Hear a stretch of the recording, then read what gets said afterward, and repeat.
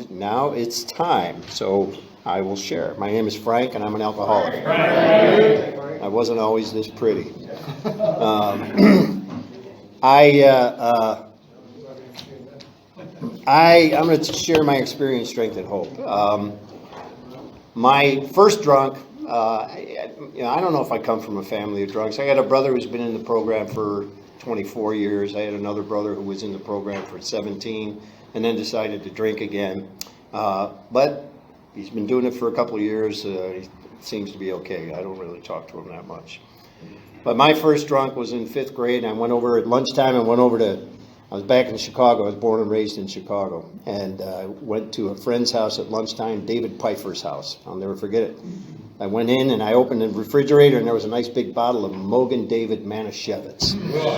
Yeah. And being a good Catholic kid that I was, knowing how good, I got used to get my little cup full of Mogan David, with turkey dinner, they would give it to us. So I knew it was good. And so I drank that, and I drank a little more of that, and then I drank a little more of that. And then I don't remember anything after that. I like to say I've been sober for as long as I can remember now. My sobriety date is September 21st, 1990. And to quote Donald McDonald, those of you who know Donald McDonald, that gives me 11,835 days of sobriety. And I say days because that's how I stayed sober, a day at a time, for 11,835 days. It can be, that's right, no, you're not the first one that said that. But it can be done. Like I said, my last arrest, I have 5 drunk driving arrests, 5 502s. My last drink I got from the liquor store behind Federico's over on Allen in Colorado, that little liquor store over there. And I went in there and I was going to buy a little bottle of Old Kessler's. And I looked over the cashier's shoulder, and there was a bottle of 100 proof peppermint schnapps. And I was like, nice, fucking 10 o'clock on a Tuesday morning? Let's drink some schnapps. And I did. And at the time I was a Teamster, and I was working at Union Pacific Railroad, driving trucks around the railroad yard down there. And we had gotten locked out, and there were a bunch of, just for lack of a better term, there were a bunch of scabs or replacement workers there. And I went down to the restaurant where they were all having lunch and picked a fight with all of them. I stood up and I said, which one of you fuckers works for this company? And they all stood up, and I was like, oh shit. So I went over the table, grabbed the first guy that I could. After that, it's all a blur. I did not win that fight. I remember I got in my car and I was driving away. I was right in front of the Commerce Casino because, like I said, I worked down there. And they lit me up. This was like 11:30 in the morning. I got lit up. I didn't even look for a parking spot. I just pulled up on the sidewalk out in front of the Commerce Casino. Because by that time, like I said, this was going to be my 5th 502, and I was like, what's the worst they're going to do to me? They're put me in jail. I've been there before.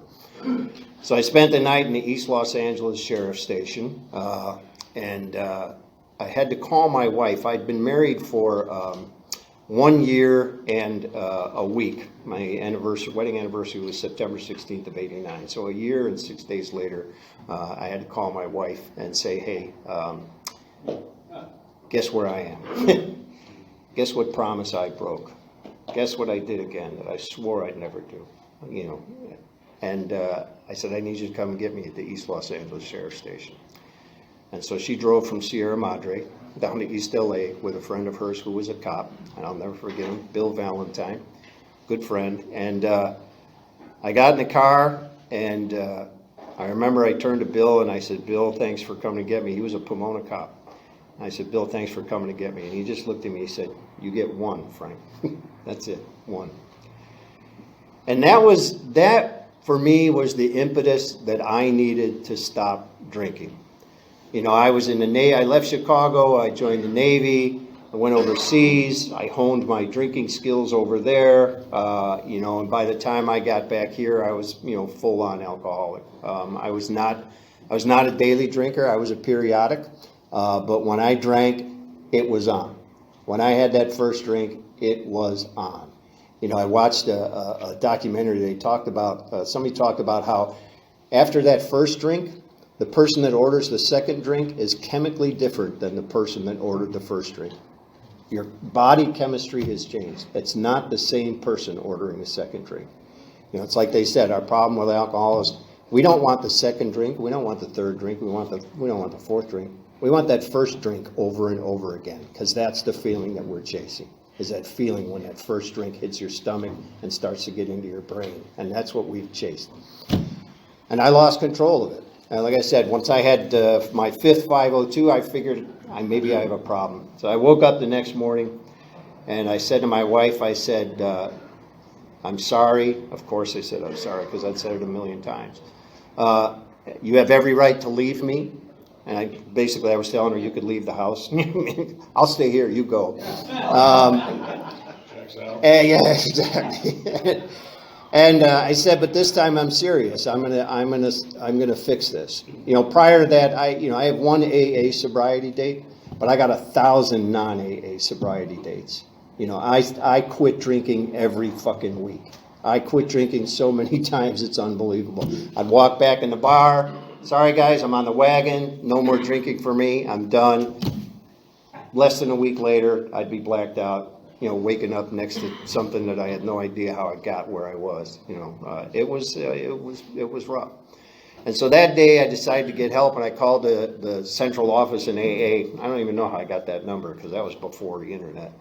And I said, I need a meeting, Alcoholics Anonymous. I have a drinking problem. I got to do something about it. They said, where do you live? I said, I live at 99 East Laurel Avenue in Sierra Madre. They said, oh, lucky you. There's a meeting at 35 East Laurel Avenue in Sierra Madre every night of the week. And so I was like, it dawned on me at that time, because I used to drive home and I'd drive up Baldwin Avenue and I'd turn onto Laurel Avenue, and there'd be all these people out in front of the church smoking. I was like, what's with the fucking Episcopalians, man? They smoke like fucking chimneys. And then it was like, oh, okay, I get it now. And so I got sober there on Laurel Avenue. And I was fortunate, and I just realized recently how fortunate I was. I lived 200 feet from an AA meeting every night. Nobody had to come and pick me up. Nobody had to, twist my arm and anything like that. I was really fortunate that I could go to that meeting, and I went to those meetings religiously. I did, the second meeting that I was in, second or third meeting I was in, I was so impressed with how people were talking and feeling and acting, and I knew I was home. I had found my people. I look around the room now, and I'm like, I don't dress like everybody here. I don't look like everybody here. I don't talk like everybody here, but I'm just like everybody here. We have so much in common. And I remember I went up to a guy who I found out later on was Bud Toll. Some of you know Bud Toll, yeah. And I said to Bud Toll, I said, hey, I want what you have. And he said to me, what are you willing to give up? And that was a big revelation for me, because I had to realize I had to give everything up. I had to stop going back to the barber shop or the bar, because that's where my problems were. And I had to realize that alcohol was not my solution. Or alcohol was not my problem. Alcohol was my solution. And that's what I used to cope with everything. But I started going to meetings, and I started paying attention, and I did 181 meetings in 181 days. And I don't know what happened on day 182. I still can't remember.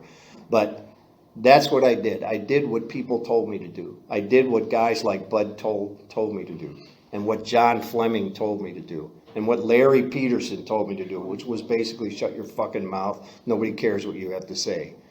And that's what I did. I said, you know what? Nobody does. I don't have anything to offer this group of people. They have everything to offer to me.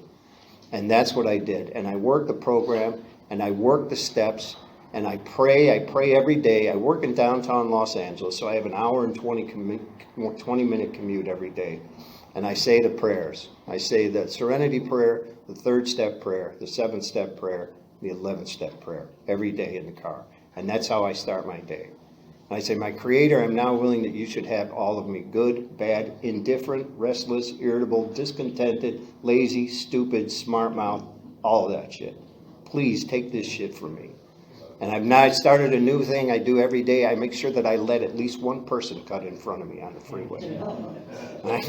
That's my serenity. That's why I say the prayers. That's my thing. It's like, let one person cut in front of you every day on the way to work. And I do that.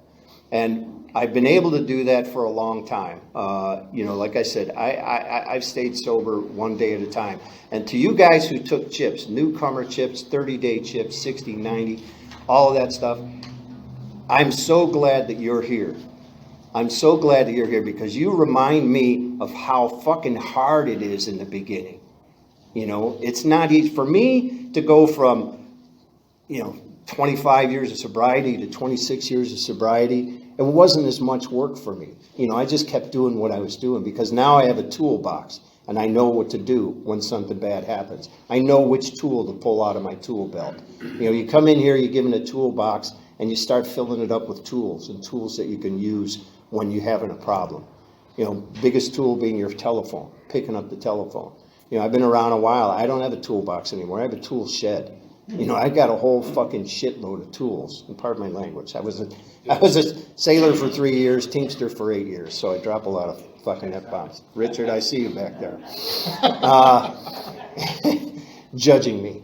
Anyway, so, the program works. For all of you guys who took chips today, this program works, and it works by staying sober one day at a time. It works by reading the big book of Alcoholics Anonymous. It works by working the steps and reading the 12 and 12. And if you don't have it, there's another book that I always pull. It's the yellow book, the Living Sober book. Because it's one thing to have this program and all of that shit, but it's another thing to sit around your house and say, okay, I'm sober, now what? Right? Now what? Because it's different. Right? It's a lot different than what you were doing before. And that's the problem, is we went back to what we used to do. We went back to what's comfortable, which led us to a drink again. And so figure out a way to get through one day at a time. And eventually you'll string enough days together. I'm